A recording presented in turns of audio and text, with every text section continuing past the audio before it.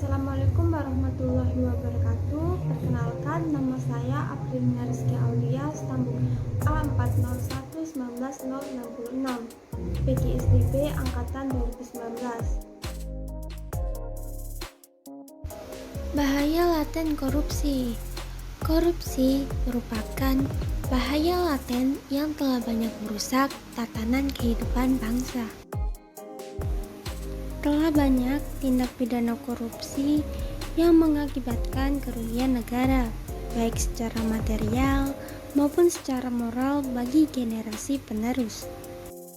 Kerugian material tentu saja berhubungan dengan penggunaan kas negara untuk kepentingan pribadi maupun kelompok tertentu saja.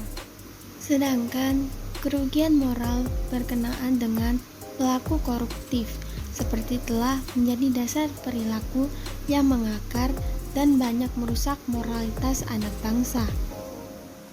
Karena perilaku koruptif itu seakan merupakan perilaku biasa saja dan telah menjadi budaya moral hukum dalam konotasi buruk.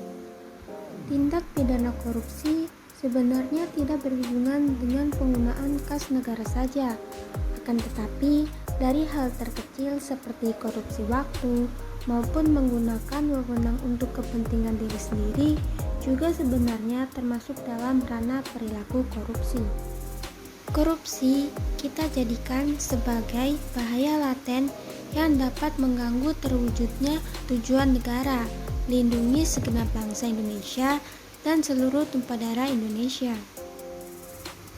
Memajukan kesejahteraan umum, mencerdaskan kehidupan bangsa, dan ikut aktif memelihara perdamaian dunia berdasarkan kemerdekaan, perdamaian abadi, dan keadilan sosial, ujar Firly Bahuri, Ketua Komisi Pemberantasan Korupsi. Dampak terhadap ekonomi. Lambatnya pertumbuhan ekonomi dan investasi, turunnya produktivitas, rendahnya kualitas barang dan jasa, menurunnya pendapatan negara dari sektor pajak, meningkatnya utang negara. Dampak sosial dan kemiskinan rakyat, mahalnya harga jasa dan pelayanan publik, lambatnya pengentasan kemiskinan rakyat, akses bagi masyarakat sangat terbatas, bertambahnya angka kriminalitas. Dampak terhadap politik dan demokrasi, munculnya kepemimpinan yang korupsi, hilangnya kepercayaan publik pada demokrasi, menguatnya sistem politik yang dikuasai oleh pemilik modal, hancurnya kedaulatan rakyat. Adapun pencegahan perilaku korupsi sejak dini bisa dilakukan dengan cara 1. Penanaman kejujuran sejak dini. Kejujuran adalah suatu hal yang sangat penting dari pembentukan karakter seseorang.